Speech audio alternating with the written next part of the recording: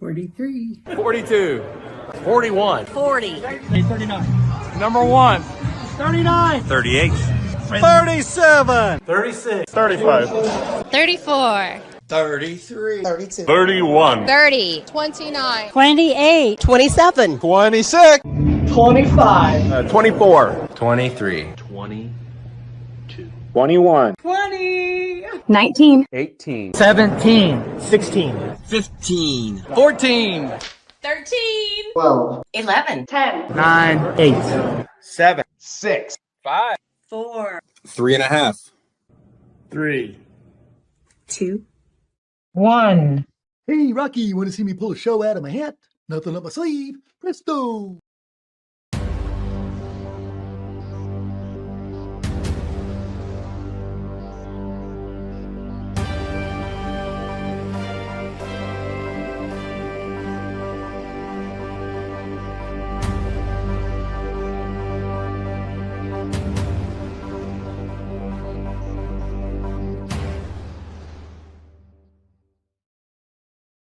All right. It's time for the Mouthwash Talk Show, a minty fresh take on life.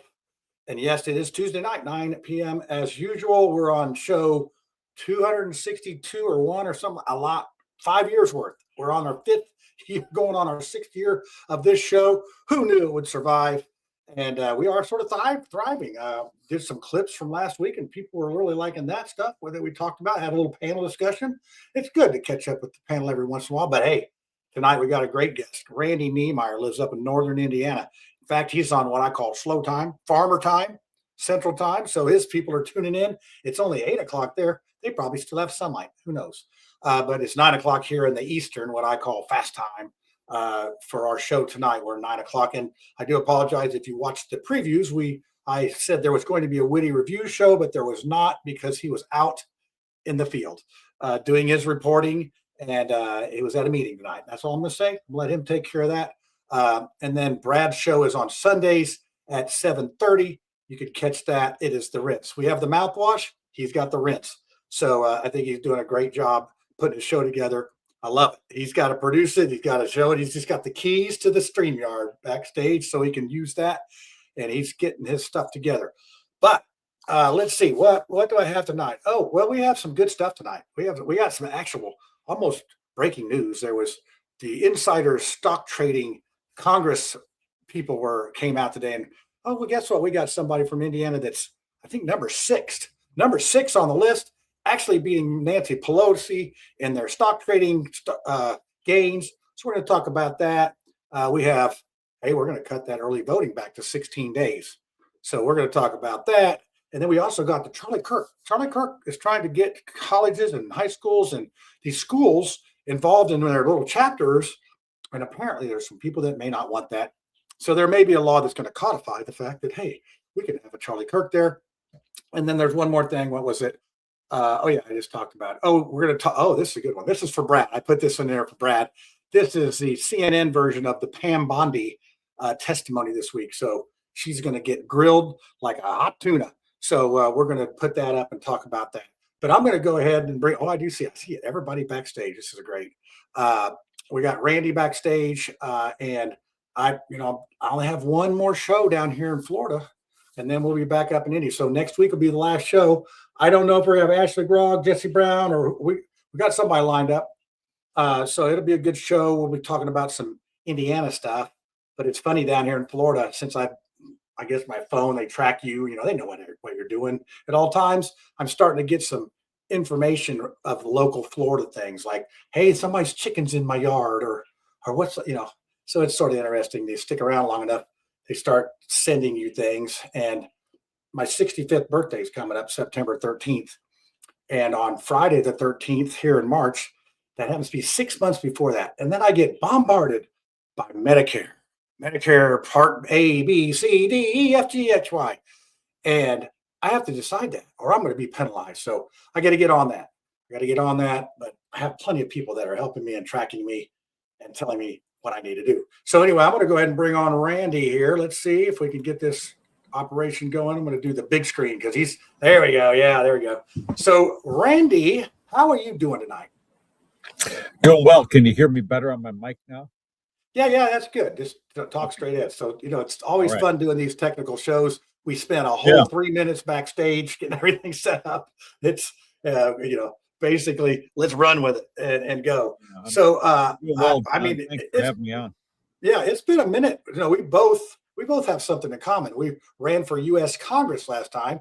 Now you only lost by 30,000 votes, but I lost by 100,000 votes. So that's and I don't know about you, but the redistricting thing would have made a difference, definitely for you, and probably for me the way they carved that turkey up.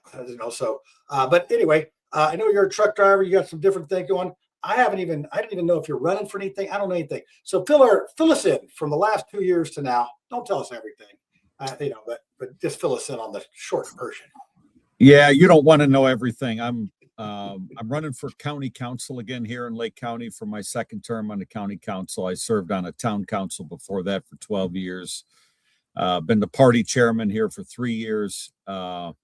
We've got a great slate of candidates actually running for countywide races, the most we've had in generations. So we've got an active group that's getting more active. And last couple of years, I've been still kicking around the congressional thing. Once you're kind of in that, you're never really out of it. I was strongly considering running when the redistricting was looking like it might happen. I worked hard with the Trump team. They brought me into it really early, and I worked with them throughout the process of trying to get those new maps drawn, and we couldn't get over the hump. I was down there. I was down there at the State House, right in it, in the Senate with my little press pass, mixing elbows with them and all that. It was very interesting process. Good, bad, and ugly, I'd say. But, it's funny. You're kicking that around, and I'm in the Indiana 7. And next Monday, I'm closing on a house here in Florida. And guess what? I'm going to put my residency down here, and that's going to get me out of Indiana politics, which I know there's people probably cheering really loudly right now. Ding dong, the witch is dead. I'm gone and all that. But what's ironic, Randy, is I was in the Indiana 7th district. Guess what district I am in Florida? Just take a guess. 7th. Oh, my God. Yeah, unbelievable. But the difference is there is a Republican, Corey Mills here. And like I said, I didn't even know. But if you stay in an area very long, local stuff starts popping up on your phone. I don't mind being tracked. A lot of people maybe do, but I find it convenient at times. I mean, I wouldn't even know about my Social Security, Medicare if I didn't have, social media. I did. So anyway, it's just a very, very interesting world we live in with the AI and Chat GTP. I mean, at some point, we're just going to be like mushrooms walking around going. I hope so. I'm looking forward to that day. Okay, so so you're not running for anything. Well, you're running for the council again, and up there, and that is in. Are you in Lake or are you in Lake County? Yeah, Lake County. Yeah, you're so over there. My council district's about 75,000 people. They're actually the largest county council districts in the state. Yeah, you guys take it pretty seriously up there. I know you do, and I appreciate it. I know you're a hard worker at it too. So God bless you. I'm sort of stepping back. I got down here in Florida, no potholes, warm weather, and nobody bothering me. Nobody trying to sue me or throw me in jail or put my house under all these violation. All that stuff is just gone. Give it time, brother. Give it time. You'll find it. There's Karens everywhere. All right, so I'll give you a choice. What do you want to do first? I got the lawmakers making the shortening the election. I got Pam Bondi. I think we might want to say that Pam Bondi getting roasted by the Democrats, and then I have the Charlie Kirk thing, and then we have the Indiana House of Representative guy that has the 6th best insider trading record. So what do you want? I'll give the guest the first try. We'll play that. Yeah, let's do the election thing first. Let's put the audience to sleep first, and then we'll reel them back in later. Oh, it's a short one. So this one's short. It just sort of explains what's going on. So let me see. Let me get it up here. Add to stage and go. And then I'll be bringing some people on here as we get to it. All right, here you go. Indiana's early voting period would be cut from 8 days to 16 days in a year-old push revived by Republican state senators. Indiana Capitol Chronicle reports that the proposal was added today by the Senate Elections Committee through an amendment. The committee's chair says the change he proposed would still allow for 3 weekends of in-person early voting ahead of Election Day. Democratic senators and voting rights advocates berated the proposal as one that would mean longer lines for people wanting to cast their ballots early and hurt Indiana's already low voter turnouts. I think I recognize that one lady. She's all blurred out. So let's see if I can. It looks like we're. But so yeah, that's just basic. They just stuck this amendment in, and thanks to Brad. They talked about it last year. You know. Oh, yeah, they did, but it didn't make it into anything, did it? Right. Yeah. So I think it's stupid too. See if I. So anyway, let's be nice and let our guest give us his opinion first, and then you guys can either agree, disagree, or whatever. So Randy, well, hold on. Let me give you my take real quick. I want to step on the guest a little bit here. So as I campaigned when I ran for the House last time, I would go out some days on these early voting days to places, and they would have like 50 people show up. So I'm like, okay, I don't know why we need that many days to vote. But so to me, it's like, we're going to save some money because you have to have all these poll workers there all day for 50 people. Now, I know every vote is important and counts, but really, really, do we need that many days? It's not your turn, Brad. It's our guest turn. Okay, Randy, there you go. I set it up for you so you can give us your take.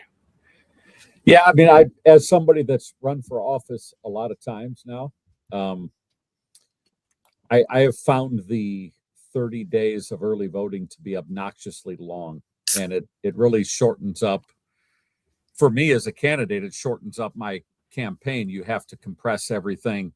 But like John was saying, he's not wrong. As a county chairman, I monitor some of those early vote totals that come in, and it hasn't helped turnout in Indiana. If you look at turnout before early voting, you look at it now, that whole excuse of that it's going to push turnout further down, it's a bunch of nonsense, just scare tactics.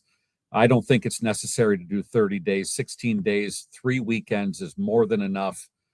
We might actually have good lines at some of these early vote centers where people are actively participating. And we know that when there's a line out the door, everybody wants to be there. So I'm in favor of shortening it to 16 days. So it's not a business though. Like long lines don't mean success. Like we shouldn't. Oh, come on, Brad. No, like why are we thinking of it like a business? Like, ooh, look at that long line. Let's stand in it. You're a baseball guy. Why do you want people to have to stand in the line? I've worked at early voting locations, and I think the issue is that they close too early. I think that's more important than anything. Yeah. So I think on like Fridays, I think they close at like 5 o'clock or so, or maybe 6 o'clock. I think if anything, if you're going to shorten the days, the period should be longer, because the number of people who would show up after early voting ended was astronomical. So I think if anything, especially on like the Fridays and Thursday and Friday, it should be until like maybe 7 p.m., maybe 7:30. But I'm not sure if it usually ended at like 5 or 6. Maybe it was 6, but it's just too early. It's generally 6 o'clock. So Brad, you're a baseball guy. You know Yogi Berra, right? So have you ever heard the Yogi Berra quote? Nobody goes to that restaurant anymore. It's too crowded. Yep. Yogi's got a lot of good quotes though. Like, Yeah.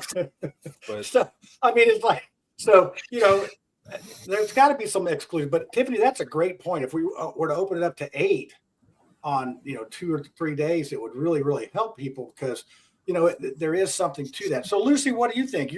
Nobody even votes libertarian anymore. So why do you even care? I don't think voting matters at all. I think it's participation in theater. And honestly, it doesn't matter who votes. It only matters who counts the votes. And even in our skeptical, society that we have now, I think most people will agree with that. We have 11-year-olds hacking vote machines back in 2012. Like, does anybody actually believe that there is an election? And the FBI now are on. It's only a C-lection. There is no election. Yeah, well, I think that part of it is we have some gerrymandered districts. Randy's is not quite as bad as Marion County. I mean, when you're fighting uphill on 100,000 votes, I mean, people don't care. And then, honestly, I'm a Republican. My wife's a Republican. We're moving out of Marion County. You're going to lose 2 more. I mean, like, Can Randy speak more to his work with the Trump for redistricting? Because I was really interested in that. Because, like, afterwards, Trump kind of tried to play it off like he didn't try that hard. And so I didn't know if you had a thought on that too, because there was a ton of effort put into it. It kind of came through some consultants I'd worked with when I ran for Congress. They reached out to me through that avenue, and they wanted some historical data on maps. They wanted, as the county chairman of the second largest Republican organization in the state, they wanted my take on it. Like, what do we need to be approaching? How do we approach these legislators? And so we started to put together some strategic things. I did an op-ed. I did a ton of informational work with their team in DC and actually spoke with the White House political team a couple of times, and then worked with Fair Maps Indiana as well. So I was involved in that process probably since late summer. August was about when I started really getting to the nitty-gritty in it. So there was a lot of effort put in, a lot of time, a lot of people. I spent a heck of a lot more time on it than I should have. I could have been doing much more productive things in my business or in my public service, but it was an important issue to me, right? To some it wasn't, but to me it was. I felt like in this district that I live in, we've got a guy that votes 97% with San Francisco, and we're here in the middle of blue collar Midwest, and these people are not far left. They're not necessarily far right either, but they live their lives more conservatively, and we've been just terribly misrepresented. Yeah, and yours actually has a chance to turn it around, on the regular. I mean, but Marion County it's cooked. It's not going to happen. I guess I think a lot of people just say, if my vote doesn't count, I'm not going to do it. So, all right, let's move Lucy on. just said that out loud. Yeah, I know. Well, I mean, really, it's sad. I mean, and you take Marion County. I mean, it's almost 4-1 Democrat now. It's almost down to 25%. Yeah, but you guys are like the outlier area. I mean, it is funny because you guys both have like that same kind of issue, and Slickwoody complains about that too, where it's like, oh, Marion County is all, it's so blue. And you guys are complaining about being a Republican in Indiana, and I'm like, well, but I don't live in you Indiana. guys are winning. I mean, that's why I'm not worried about high utility rates and high costs or anything like that. You know why? Because Republicans are in the supermajority. I feel I feel safe and secure because we should trade places, but I live inside the loop, which I consider the real Marion County. And I've been down here in Florida, and I can think I've probably been here 6 weeks. I've hit 2 potholes because that's all there is. So, it's like, you got to get those monster truck tires, like Bigfoot ones. Yeah, there's a lot. It's just been a very, let's put it this way. I've been able to contrast what good government is. The mayor of Sanford is nonpartisan. So, I mean, it is some chill down here, and it's about half and half on the DNRs. I have not run into any libertarians yet, Lucy. Sorry to know, but I'm sure there's a couple here. But anyway, so let's go on to the next day. Hey, Brad, you want to cook? You want to see Pam Bondi squirm on the witness thing right now? You could have just put the C-SPAN version on, and it would have been bad. No, I went to CNN. I want some fake news going. So that's overkill, man. That was horrible. Well, I listened to several of them, and it was the lady that's got the square face. I can't remember her name, but anyway. Well, I can't wait to see this person. Yeah. Okay. So here we go. Want to get this going here. Can't help. Let's see. Which one's this one? Okay, this one right here. Okay, sorry. Share and let's see. Big. And this is the lady. Dollop out. She's got a square face, right? Or square head. To the survivors in the room, if you are willing, please stand.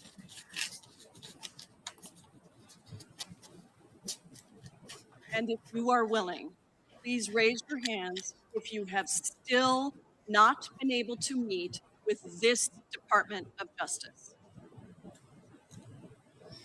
Please know for the record that every single survivor has raised their hand. Attorney General Bondi,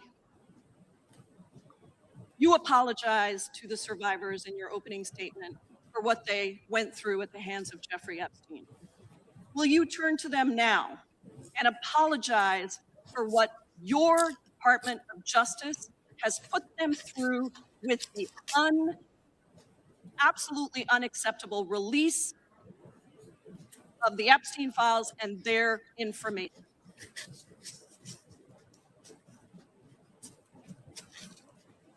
The Dow is at 50,000. You sat before Merrick Garland sat in this chair twice.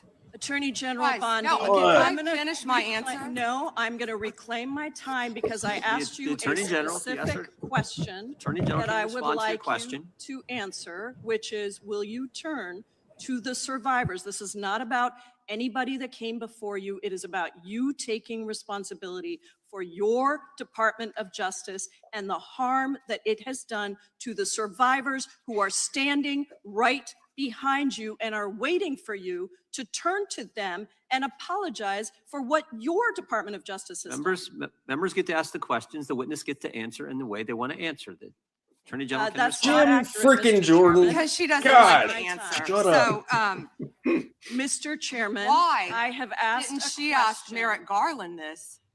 I am Twice, reclaiming when he my sat in time, and chair. when I will reclaim my continue to time, answer. it is Mr. Chairman, the my gentlelady's time. reclaimed I'm her not going time. to get in the gutter for her theatrics. The time belongs to the gentlelady. The gentlelady has 17 seconds. Thank you. You're not going to answer this question, so let me just Chairman, say I'll this. direct it to What a you. massive No, I'm cover-up. answering a Mr. question. Chairman, will you restore her time? The witness I'm is not gonna get interrupted. in the gutter with this woman. Stop the She's time doing and theatrics. let me have my time. The gentlelady from Washington controls the time. The gentlelady has 17 seconds. You can proceed with your final Thank you. 17 seconds. What a massive cover-up this has been and continues to be.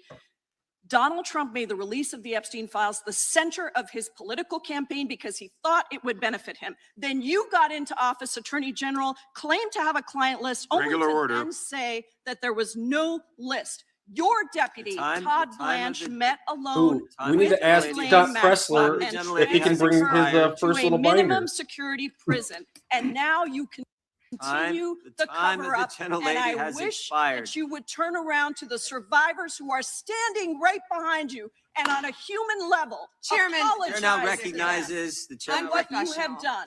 Time of the I gentlelady yield expired. back. The gentlelady, you have no time to yield back. Yeah. Yeah, so that was her getting roasted by the lady with the square face. That's what I'm gonna Like CNN manipulated that clearly, though. You know, I don't think so. Well, she didn't say all those words in that order, did she? No, I think that's what. So my thing is like, why didn't she just turn around and say, hey, why don't y'all meet me after this and I'll take your little statements or whatever? Or she could have said, hey, this is an ongoing investigation. I can't comment on it. But no, she sort of grandstanded the thing. And, you know, I just thought she could have done a lot. Pam Bondi is so weak. They had to write burns for her. Like, was she never a little kid on the playground? Get on dirt. Like, didn't she ever learn to make her own burns? She's got to have like a comedy writer for her. I mean, how weak is that? Yeah, I just think it could have been a lot better. So, Randy, let's put you on the spot here on this one because this one sort of there's no win for a politician to get in these weeds. So, but it's the Epstein files. He's been dead for what 8 years, 6 years, whatever, and it's still maybe. Yeah, maybe. Yeah, It was there on you go. Fortnite like 30 days ago. I mean, if you got $1 billion, you could definitely, do a production of the death. I mean, I'm just because saying. of course people fell asleep that night. Yeah, and of everything where's about everything the is 2 just minutes like, missing well, from the whatever. Hillary Clinton visitation? I mean, All I just there's tried also- to do is set you off, Brad, and I see I did. It doesn't take a lot, man. That's Brad I was the mics are told hot. that I have Trump derangement syndrome, and I just kind of went with it because, yeah, That's right. I have the cure for it if you're ever interested. So no, it's not. It's not. He doesn't want to Jesus, is cure. it? Yeah, Randy. That's, He likes to suffer in his own wake. Yeah. So sure. it I'm a White Sox fan. That's you remember the mics are live during. Yeah, I know. Randy, we don't have time for therapy for him. He's got so many issues. It's something else. But so Randy, what do you think about all that thing? I mean, you may be grilled in front of Congress someday. Yeah, these hearings are nauseating. Like it's all theater. I watched hearings during the Biden administration. They were total BS. When it was run by Democrats, the same thing happens when Republicans are running them. Nothing ever comes out of it. Like we watch these performances, nothing ever happens, and then they go to the next performance, and then nothing happens again. So I'm just so tired of watching some of this crap. The Epstein files, the whole saga of it. There's a lot of people that should be in jail right now, and they're not. And that's the thing that pisses me off is that and they go arrest Don Lemon. So it's like it's a waste of time unless there's consequences. So it's political theater stupid on either side. If you're going to have hearings, they need to have a purpose and a consequence attached to them, and stop all the garbage of just pulling people in front of the camera and doing all the fundraising emails afterwards. Yeah, here Bill Ralston says, "What about? It's always about the other guy." Like she was bringing up Garland and all that. They were too busy impeaching Trump. I mean, they didn't have time for this other stuff. It's all the same, John. Just either party. It's all the same regurgitated crap. The Biden administration could have released the files. You would have had the same hearings. The Trump administration partially releases the files. You have the same political theater, and it hasn't made a single bit of difference. We haven't seen anybody go to prison. No. Well, and then how about this? Let's talk about the demeanor and the back and forth on these things. It seems like everybody wants to see them clash. I want to reclaim my time, and you're not answering the question. I mean, can they not have? Is it because of the time is very short? They have to get it fired up, or I don't get it. Why can't they ask a question? And it always seems like the person asking the question is trying to get you, and the person that's getting the question asked to him is trying to avoid it or get them back. And nobody's any wiser after it gets done. It's like, well, I didn't learn anything, but boy, the one person, beat the stuff out of the other guy or whatever. So I think it's the condition of where we are as a society right now. Kind of lack of respect for processes, lack of respect for people. All about getting the one-liner, the viral moment. And this is just where we are. I mean, like shouldn't they be the model though? Has to be the shouldn't winner. Those positions be like the model of like decency. A legislator? We all that we have that kind of like Brad, we all should be models of decency because we all have people watching us. You don't not just the president of the United States or people who are elected. Everybody, when they go about their day to day, should be a model of respect for other people to emulate. So that's what I mean. Unfortunately, shit rolls down the hill, but there are a lot of people who are down the hill who could be acting a whole lot better. Yeah, I had a there's people at the top of the hill. That. Like if there's no accountability, but you know what? You got to be the change you want to see. Mother Teresa. That's what Mother Teresa said. You can't wait for other people to show you the way. You got to show yourself the way. But when people are like just disregarding subpoenas, and I don't know what Bill and Hillary are thinking. But this is what I mean. Like people are just disregarding things. The Department of Justice had a then they have to be held accountable for all the Epstein files, and they just. They're like, no, we didn't make it. So they're going to get, and we're still chunking it out. On crime, you have to hold people accountable. You have to. What is that telling us? Like, why should we be held accountable to anything then? All right, let's say it's like this. So we had Bill Clinton go on national TV and say, "What is the definition of is?" or whatever, and weasel his way out of impropriety in the White House. And I know that's what about. But he went. I mean, come on! He just went on and basically. But it's all about the cover up of. Every time somebody's caught, it's about the cover up. Like Watergate, it was about the cover up. It wasn't the actual crime itself. It was the fact that there was an obstruction of justice. There was an obstruction. All right. How often do people say, "You know what? I made a mistake," and I think that's the bigger issue with the whole clip that we just watched is nobody's ever willing to say, I made a mistake. I apologize for the oversight. I apologize that the names of the perpetrators were redacted when we meant to redact the names of the victims. We're in a society right now, it's 2026, and people are embarrassed and ashamed to admit that they make mistakes. When I was in the Air Force from 96 until 2003, there was a couple of instances where aircraft mechanics made mistakes and planes fell out of the sky and people died. And some of these guys, they were looking at court-martial, they were committing suicide because there was no delineation between a mistake and a crime. So, I think that people have to be held accountable for their actions, and we have to ask more of people. Yep. And at the end, John, at the end of the day with this stuff, Jim Jordan sent out fundraising emails right after the hearing. Pramila Jayapal sent them out. This is all about clicks. It's all about sound bites. It's all about raising money. It's about what I call the campaign industrial complex.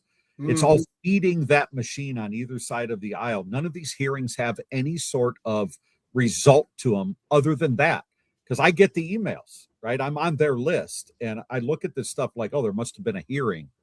And somebody said something that got clicks on a camera feed and is spread out throughout social media. So it's just a bunch of nonsense. Yeah. All right, let's move on. I know Lucy dominated the conversation on that one, but not everybody can be Lucy. I think we just send Lucy up there to be and replace Jim Jordan with Lucy, and we'll get to the bottom of it before lunch. So now we have. Let's go to my solution is clearly displayed behind me. I don't know why these young girls who've turned into women don't have men in their life who haven't taken care of business. It's not like we don't know who the perpetrators were and still are. You got that right. I mean, I've never, this is the eight years of a dancing around a subject that really is disgusting and no one wants to talk about, but it's just gets in the news. And it's just like a cancer that can't be cured. So let's go with the Charlie Kirk one next. This is actually the Star News. This looks like a young reporter that they picked up here. So I thought I would give her a little chance here to explain this. This is off of Instagram. So we've had the CNN version of something. So this is Instagram. Actually, both of the next ones coming up are Instagram. So let's get to it. And it's a short one. Share the screen. And let's see, Instagram one. And nope, not that one. That one. And volume. And go. Republican leaders are working to knit a partnership that would strive to start Turning Point USA chapters at every school and college in Indiana and punish those who block their creation. I'm Indy Star's First Amendment reporter, and here's what you need to know. Turning Point USA has partnerships with a handful of states, including Texas, Oklahoma, Tennessee, Florida, and Montana. Erica Kirk, Charlie Kirk, and Turning Point USA leader said Indiana would join the ranks in the coming weeks during a February 4th Fox News interview. Charlie Kirk, who was assassinated in September while speaking at a Utah university, established Turning Point USA in 2012 to encourage young people to engage in free speech and advocate for conservative policies. Indiana already has dozens of these chapters. Under these state partnerships, chapters are student initiated and run, but they could see more support and resources. Schools would not be mandated to start chapters, but they are required to stand clear from blocking their creation. State governors have promised intense legal consequences for those who do. Head to IndyStar.com to learn more about whether any Indiana schools have previously banned TP USA chapters. All right, I think was it skipping out for you guys? Yeah, but yeah, I don't know what. I mean, lesson learned on Instagram. I think we got the idea of it on that. So we'll go right to you, Randy, on this one. And I'll give you a little more background. I wanted to put this, but I couldn't find a video on it. But there was a rumor that Indiana State College or university had this ban in place, but it turned out to be false. So, they were sort of catching some heat, and then it turned out that it wasn't true. So, I mean, do you think that's necessary on this? No, John, I think if you're forcing an association into any sort of institution, I'm not sure that's the point of all of this. If kids want to establish a TPUSA chapter, then go ahead. But why should that become a matter of policy? I don't want to see it on the left, right? And I'm not sure it's necessary on the right. If kids want to start these chapters, there's ways to do it. The school should allow them to do it. And everybody should be able to have their own little association. That's part of our constitutional rights, but I don't understand the policy initiative behind it. Yeah, it's almost like it's a preemptive thing that we don't need. Brad, yeah. I know you're a big Charlie Kirk fan. What do you think? Oh no, I mean, and call it Turning Point USA because it's not, but it's still Charlie Kirk. I think everything that Randy said was great. Like that's exactly what I would have. Yeah, that's what I would agree with.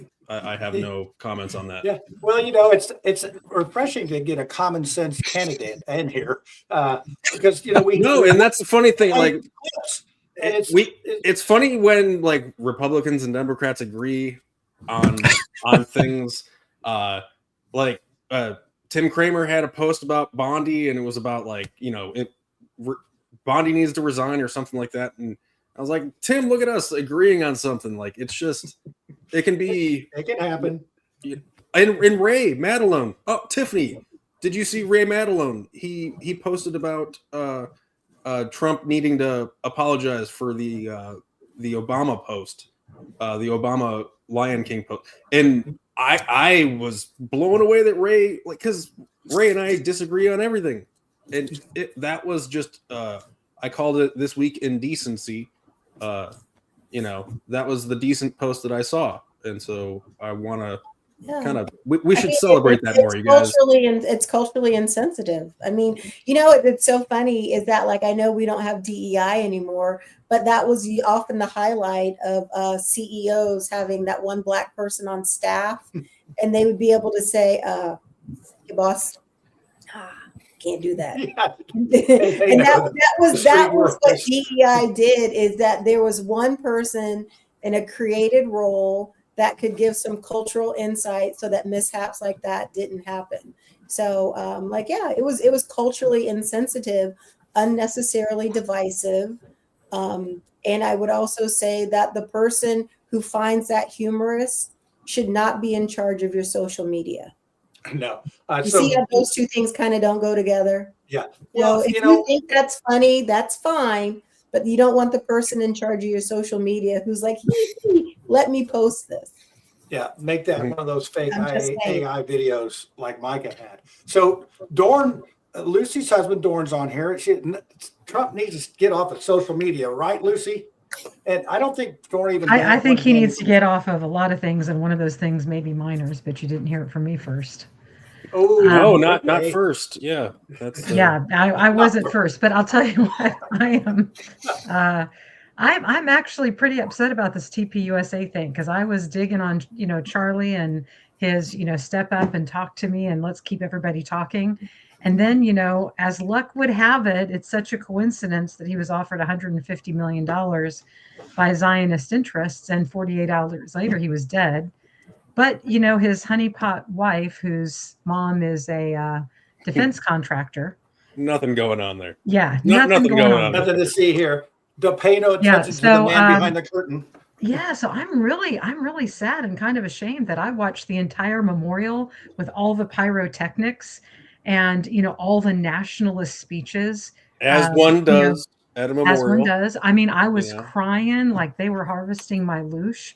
They did not get my money because I did not buy merch. So that video you see of Erica just a few days after Charlie's death, pumping up the team for doing such a great job selling merch, I was not a part of that at all. And I will. What is your guys' merch going to be at your funerals? Like, have you thought of that yet? Like, what after they get done with the party? Yeah, like I mean, I hadn't thought about what kind of merch I'd sell it my. I know. See, it's been my blind spot too. So clearly, Yeah. I've got to get with ChatGPT and do some branding. Total normal We'd way. probably of just greeting. have some prayer cards, just a little card with my favorite prayers on them. I mean, that is so classic. Like, yeah. So I'm just trusting that for all my the way, Tiffany. I'm trusting for my funeral. Maybe a that T-shirt that Jordan's says gonna have- "My Last Rodeo." Maybe that. So what? Jordan's gonna- Hey, Randy, are you going to put like your memorial on your semi trucks? Now, are you a private operator or do you have a fleet of trucks? So my brother and I own 20 trucks. Okay. We have about 40 tankers, and I'm actually when I get off the show tonight, I got to take a load of milk up to Chicago. Oh man, bring it to my house. I drink a gallon a Brad's, day. Listen, Brad's laughing at me because I'm I'm not. Somebody posted worker, this. right? Oh no. See, now, folks, Brad has access to putting this stuff up. I did not put this up. I'm like, how did that get up there? Well, so Adam Brad did that Harvey, to himself. yeah, that, and I'm sorry, yeah, Randy, I'm sorry. That's okay. This happens a lot. Like somebody was talking about abortions one time, and like I was laughing at a comment, and it's like, damn it, how does that? Yeah, it's like just the timing of it. We get involved in the show and we forget we're supposed to be the panelists and the host and things. So you take food, mostly food stuff, or your food grade liquids. We work for dairy farmers.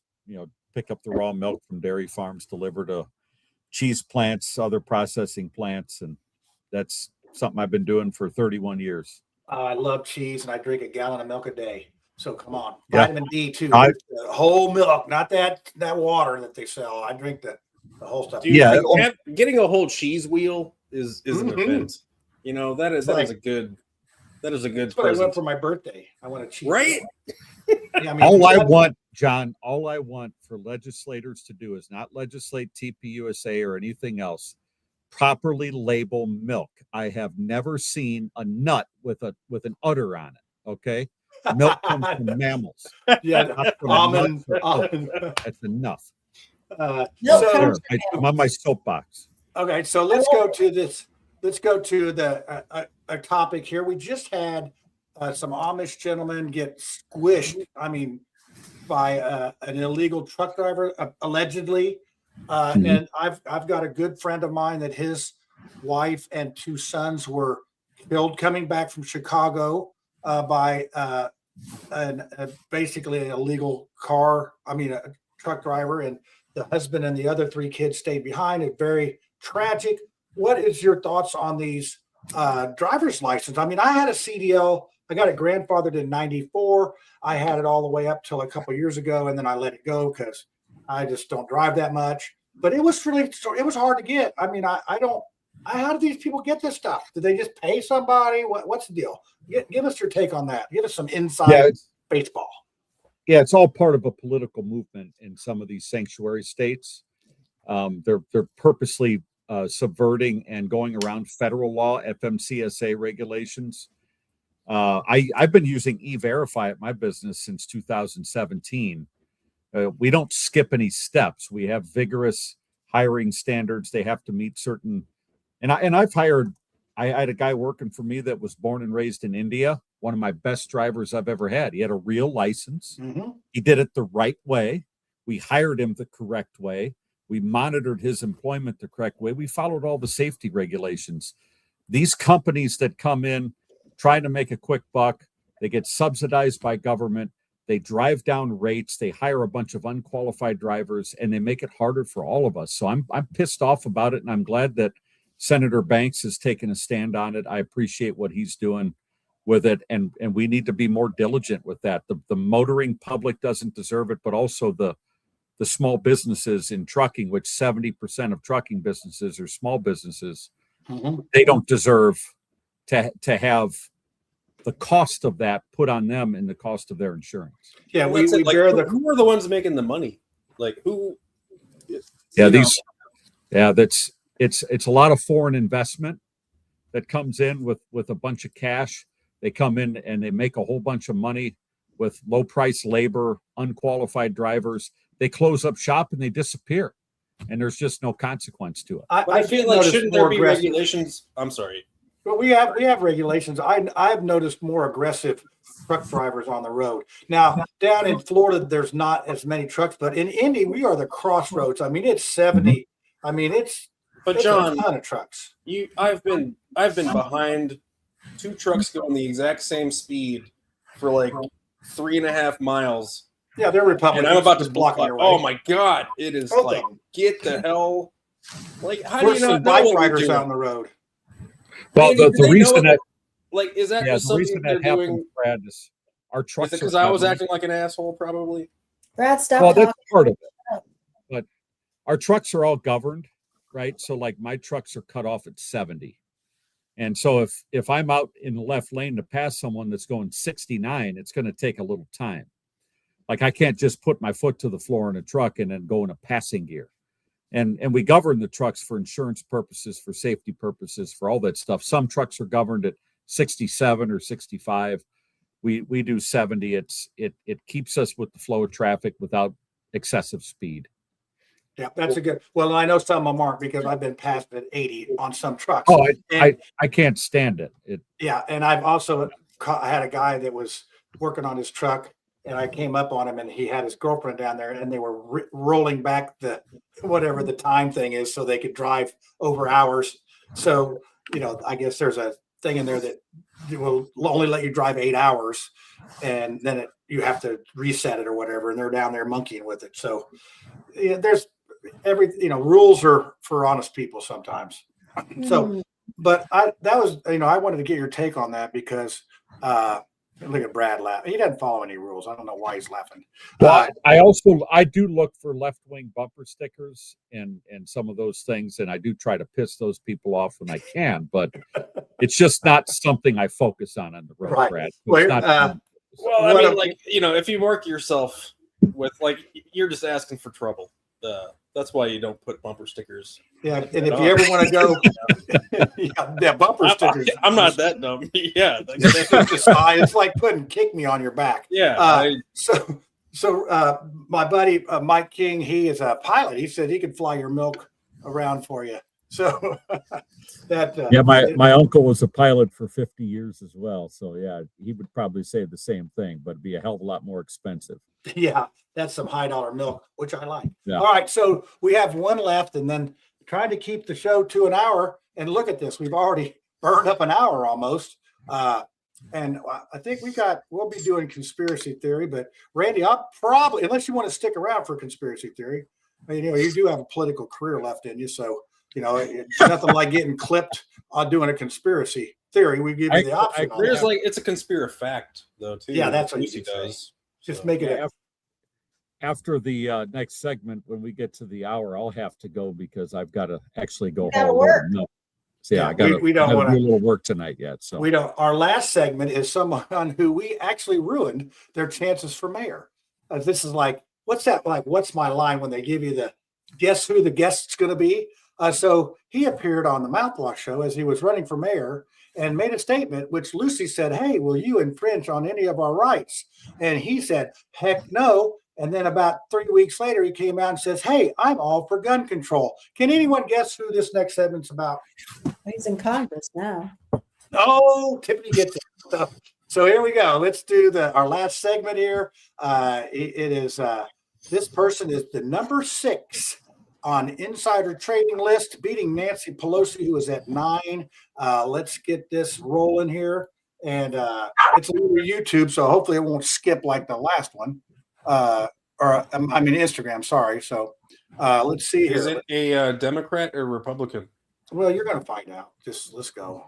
I mean, odds. Today we're going to be the financial integrity of the richest member of the House of Representatives, Jefferson Shreve from Indiana's 6th congressional district. All right, so he's a freshman member of Congress. Last cycle, he raised just over $6 million with only 2% of those funds coming from individuals, 3% of those funds coming from PACs, and 96% of those funds being self-funded. Of those individual donations that he received, 98% were large individual donations, with only 2% being small individual donations under $200, only totaling $2,400. And of the $170,000 of PAC money he received, $25K of that came from corporate PACs. But how did he afford to fund his campaign? Well, let's move to his personal finances. First off, he does hold individual stocks, with it currently estimated he holds over $84 million, most of which is held in a publicly He is a lucky guy. traded storage company, Extra Space Storage Inc. His total net assets total over $500 million. Unsurprisingly, he is not a co-sponsor of the Restore Trust in Congress Act, which would ban members of Congress from trading stocks, but can't hurt to give him a call. Moving on to grading, his score could actually be a lot lower if he got over $25,000 of corporate PAC money, but he really doesn't get any individual donations, and he holds so much stock. Overall, Jefferson Shreve ranks 355th in the House of Representatives and gets an F. Is your member of Congress a piece of shit? Let's find. I think I tried to edit that part out, but it didn't quite get edited out. But so and an Extra Storage is who bought his company. So they probably gave him stock as part of the payment. So in defense, I'm going to give some defense here because I'm not real thrilled with this guy, because when I ran for office, he gave me $0. When Lisa ran, he gave a whopping $1,000. But, you know, and we went out and door knocked and I campaigned for him and all that. And so I would say that's, Brad, would that be a hint that he really didn't like me? If you got $1 billion or whatever and you don't give somebody anything when they're running with you, is that no? No, because I don't think they have any concept of like deodorant. What's up? No, but it sounds like that guy was pretty successful. Like we should elect him president, like just based off of his success. Like look at that. Right? What's ironic is he's a good businessman. Yeah, what's ironic is I run did the company like a business. Yeah, I did masonry. Isn't that what we want? Come on, guys. Yeah, I did masonry work on 2 of his projects. The little posts that you see out there, I did the work on it, and that's like 20 years ago. We did one up in Yorktown by your neck of the woods, and one right down there on the new I-69 back in the day. So I've sort of known him around, but he is not. He is in it for himself. It looks like. So anyway. Let's see. I don't know the guy questioning his wealth and stuff.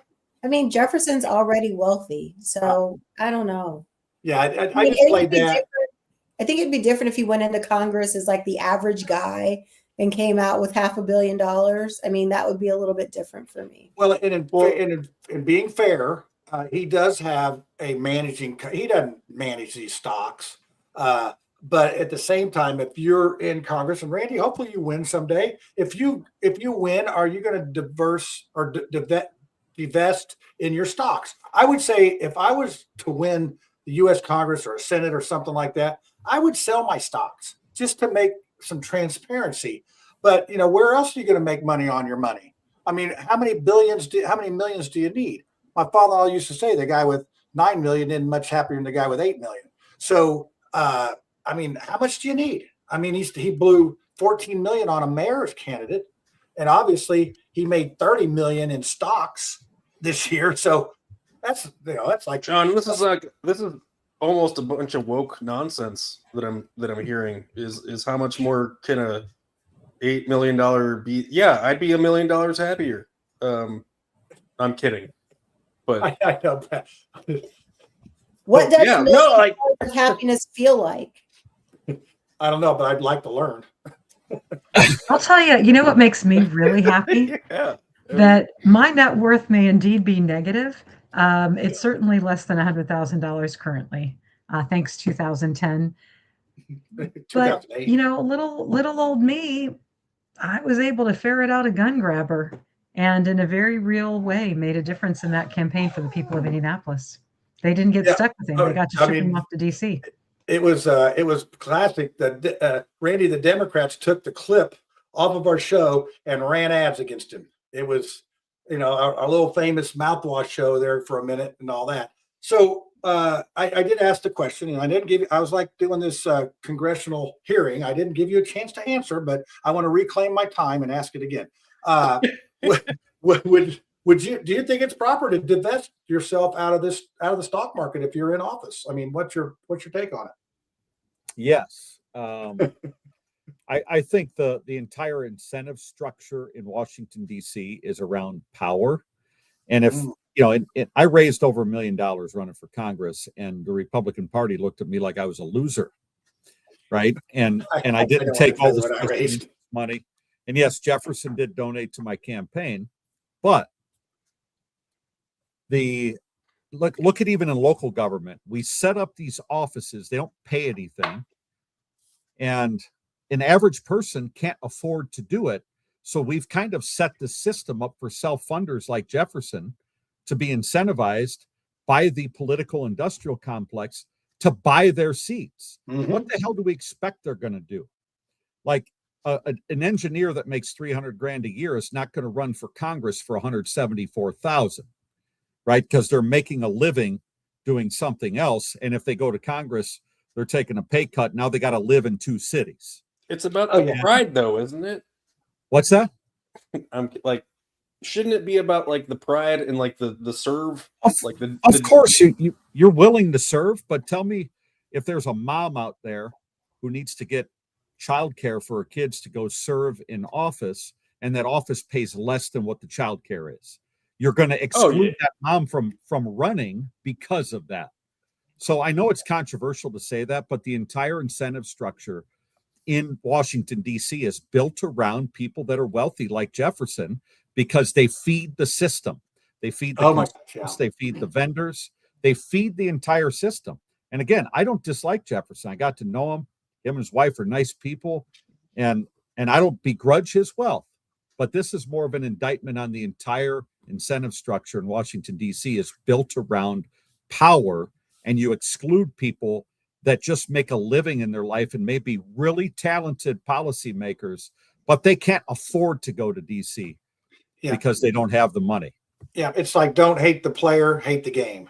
And that's what we have a lot of going there. So, all right, Randy, well, we're at the end of our hour, and I am so glad we got to catch up with you, and good luck in your council race. I assume that those people got enough common sense to put you back in there another time.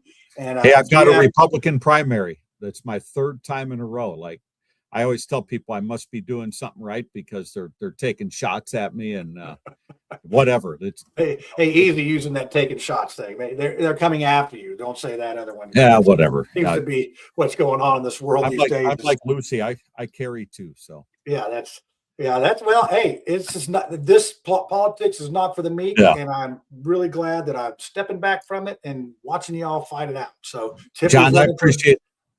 Yeah, I appreciate the opportunity. And Tiffany, I wish you well in your election campaign. I'm sure I'm going to see you around. We run into each other quite a few places. Brad, thanks for the commentary and Randy, man, I'm originally from Griffith. So next time I'm up there, I'll look you up. Yeah, shoot me a message. I'd love to get together with you. You can take a ride in the milk truck. Yeah, dude. There you go. And Lucy, keep up the fight as the libertarian. I have a libertarian friend as well. It's like a token libertarian friend. Everybody has one. We all have.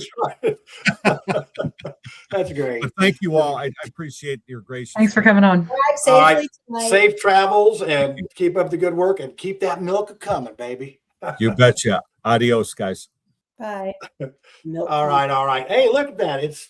We're at 59. Do we want to do the conspiracy theory or what? I have one. Yeah. Okay, we'll do it. Hold on. Let me get this thing up here. Oh, goodness. And do it. So Lisa made me a hat. Intro. Hey, y'all. It's time for the conspiracy theory. So you better get your tinfoil hat out and let's see what's going on this week. Oh, that's the Florida hat? Lisa made it for me last week when I didn't have one, or last time we did it. So fantastic. She's just crafted that right up. She's really crafty. She's making it looks all like sorts George Washington's hat. It looks well, like it is. I am definitely a patriot, and I'm going to cross the Delaware and things like that. So, and Brad's got his. You got to get a case of Molson's to go with that hat there. This is my White Sox hat. Yeah. Got it from a game. So have you been to a game this year? They haven't started yet. They're doing the World Baseball Classic first in March. Okay. So that's right. There's spring training. I just went to you commented on my Ball State thing. So Ball State was down here at Stinson University, which is about 20 minutes from where I am. And I actually went to the Ball State game Saturday, and Ball State beat St. John's, big tough Queens, New York baseball team, 8-2. So it was a fun day at the ballpark. It's always good to go with friends so you can talk because it's very boring. Anyway, it's just a good way to spend the day. Let's get out. It's nice weather and all that. So anyway, we got to start with the queen of Conspirafact, Lucy. What do you got for us tonight? Well, I'll just go with the TPUSA that Candace Owens is right. And if something ever happens to me, I hope I have a friend like Candace Owens. But I think Eric Kirk, this is just my personal opinion from watching the drama on the internet. Hold on a second. Hold on, Lucy. I got a banner. Get that banner. Get that banner. There we go. Spiro's, telling me banner. Yeah. Good. Now you can go. Unfortunately, I think that TPUSA, I think they early so that they could co-opt the movement. It's very popular. It was gaining a lot of ground. And I mean, they added like 100,000 new chapters in the week or two after his death. And so it literally is a co-op propaganda harvesting system to get young conservatives to be all about Israel. Because what it boils down to in the United States is that we are Goya, tax supporters, milk, sending funding to Israel. All right. Well, that's sort of, that's a little bit of my conspiracy theory too, but not quite, just half of it. But I know really mine's going to go quite well with what you just said, Lucy. Okay. So Tiffany, you said you had one. What do you got? Now be careful because you're running for office. I don't want this to get clipped. Because Brad will clip it. It's good. It's good. Damn right. So, we have lots of conversations about affordability, and people talk about inflation and how it's really hard out there and people can't afford, food, groceries, rent, housing, cars, all that stuff. So I think maybe the societal pressures are going to push people toward domestic partnerships. We used to call those marriages. So that people, instead of trying to make it on one income, will figure out that two are better than one. So that's my conspirafact, is that inflation is going to perhaps drive up marriage rates so that people can find living in the United States to be more affordable. And they won't have kids. So put that in there. Oh, I don't know. It's like two incomes, you can afford different things. And I'm not going to lie, it's hard out there for one person. I mean, rent, car, groceries, it's like, really, can't you just hard. find like a bestie to get like, I said domestic partnerships, however you get there. Like, I feel like what you're talking about is just a lot of people having like roommates. But that's what young people have to have. Roommates is part of it, but then you like with the agreement for like 15 years or 30 years, whatever the mortgage is. Oh, I see. So you actually have a contract. But I do think that the idea of living alone is going to go away, and hopefully people will be able to kind of get to, wow, like, hey, you've got healthcare. I don't have healthcare, but I've got a good job. Maybe we should make this official. And no, Tiffany, don't fix the money. Just get married and suffer. Lucy, that's your domestic partner right there. Like all of that should just be available to the person, not all of what should be available to the person. To a person, not. Well, I have this. I have healthcare, so hey, why don't you hop on this? Like. But the thing is that two is better than one. I mean, like, you've got people out there. I mean, for rent, for rent and mortgage and stuff. I totally get that. People can't afford. They can't afford. It's like, but for some of these astronomical amounts, it wasn't meant for one person to afford that. Like nobody's like, oh my goodness, I can't afford my studio apartment. No, I can't afford my 3-bedroom, 2-bath apartment and my, SUV that's 2 years old. I mean, that's Hey, Tiffany, your Fishers is showing. There are a lot of people that can't afford their studio apartment, and it's the last. Hey, I used to live there too. I had, when you're surrounded by wealthy people and you have a bit of money yourself, like you don't recognize the suffering as much. But now that I'm in poor Washington County and I live in a frickin' double wide, I mean, it's a nice one. We fixed it up. We got it real cheap. But, my empathy for those who are struggling is much greater. You are taking I do not disagree with you, but I think struggling is relative to where people are, because there are people who would say, like, I'm struggling because I can't afford to have like my latte every day, or I can't afford this. So it is really quite relative to where you are and what your peer group has, and everybody struggles. Sure. Everybody struggles at different rates. And all I'm saying is that even if I'm struggling in my double wide, or if I'm struggling in an apartment in the suburbs, if 2 people are living together to form some type of family or union, 2 is better than 1. I believe when it comes to affordability in the United States. That is my perspective. Yes, and that is directly related to the income tax and the fact that they didn't want women staying at home anymore, because then that only give you one person to tax. But see, if you raise the taxes high enough, then you can have one person that, like, literally all of their income just goes to pay for the government. Yeah. But then also too, when you do have 2 people working, I mean, there are couples out there who have to make those tough choices where it can be cheaper for that second person to stay home instead of being in the workforce to cover the daycare. So I think that I'm just really appreciative. I was married for 10 years and I've been on my own for, I don't know, 15 or so. And, was my life a little bit easier when we were 2 incomes? Yeah, it was. But when I became 1 income, was I able to swing everything? Yeah. I could, but I don't have a boat or a mansion. But all I'm saying is that for people who are struggling and having a hard time, if you have somebody special in your life and you're floating with the idea of trying to take your life to the next level, maybe being perpetually single is not the way to go. And maybe, when we create these unions and these clusters and families, it is easier for people to exist. That's all. Did you hear that, Brad? I think she was talking to you. Because my friend Tiffany is a realtor and I was a mortgage broker and ran the largest real estate investing association in Indiana for many, many years, I would like to posit that if you're struggling financially, but you have a good credit score, like you're just overextended, maybe on the housing, but you're single, get together with Tiffany, or maybe you have another person. Everybody's got a cousin that's a realtor.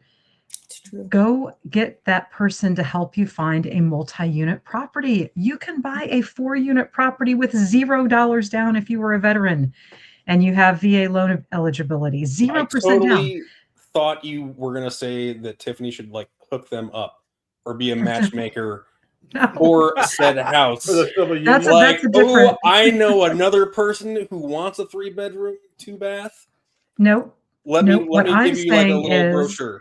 What I'm saying is, if you're a veteran, especially if you're a single, there's something called SRO, single rental occupancy, and the VA pays the rent for people that rent by the room.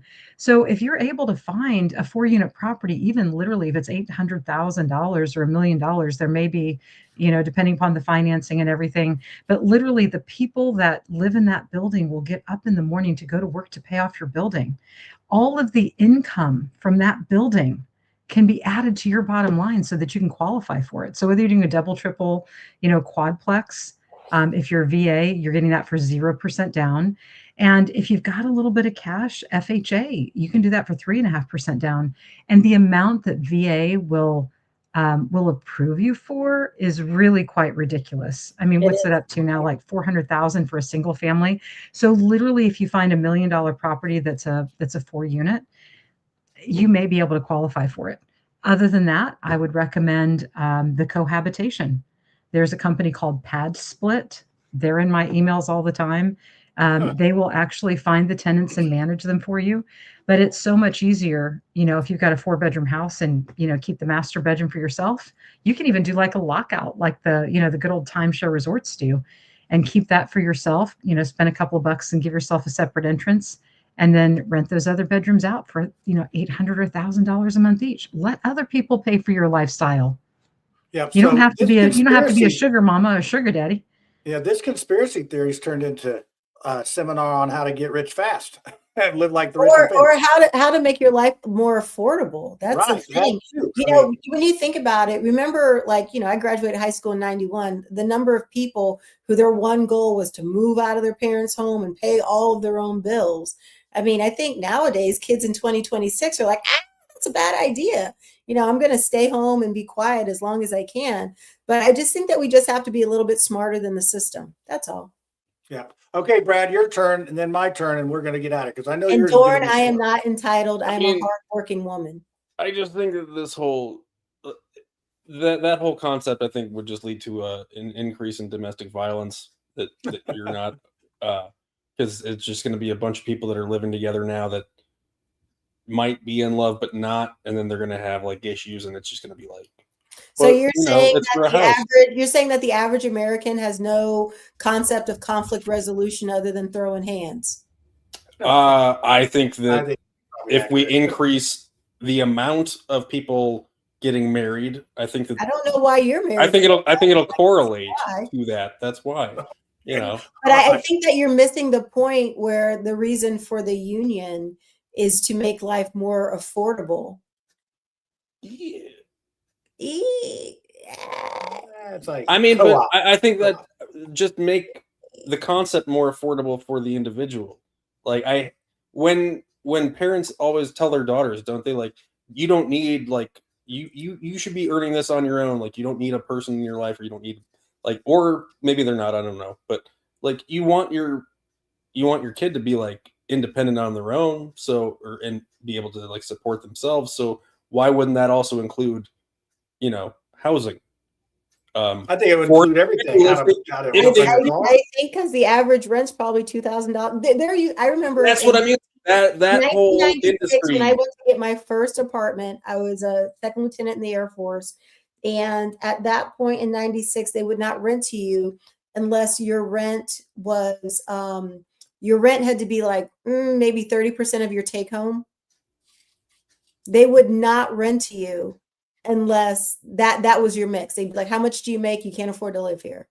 And I don't think that's the rule anymore, because it's tighter now. How much money would these kids have to make? You have to make 4 times the rent. So if it's a $900 a month studio, you got to make $3,600 a month. And that's out the window. I'll tell you. That's probably not a bad scenario. Okay, so let's keep the show going. Wait. So I'm sorry. My conspiracy is that I'm still banned from sharing live videos on Facebook.